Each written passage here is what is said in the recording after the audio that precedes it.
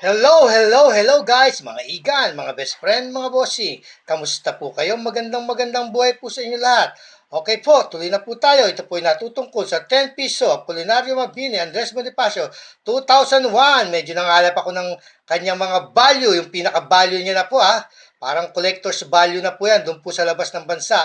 Iyaano na po natin, kinonvert na po natin kung magkano ang kanyang value sa peso na po Okay po, titignan na po natin Okay po igagalaw natin ang camera natin. Medyo may ginawa akong listahan dito. Ito, yan.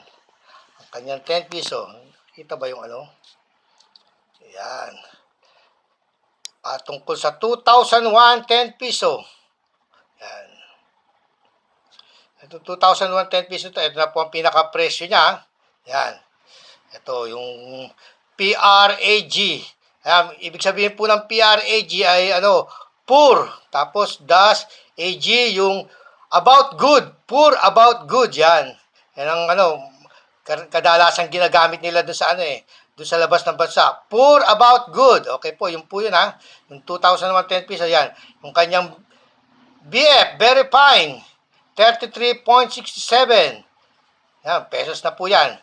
Tapos sabay, itong kanyang XF, ang kanyang value, 67.35. Medyo mababa, no? Pero sa 60, ang basta sa 60, 96.22 ang kanya pong value.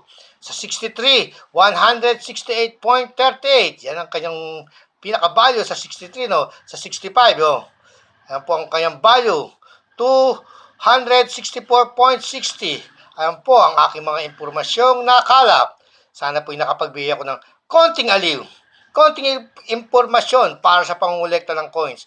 Ang mahalaga, alam natin kung magkano ang value, presyo ng mga coins na ating hawak. Hanggang sa muli, lagi po nating tatandaan, ang mga barya ay bahagi ng kasaysayan at tayo po ay bahagi ng kasaysayan ng Pilipinas.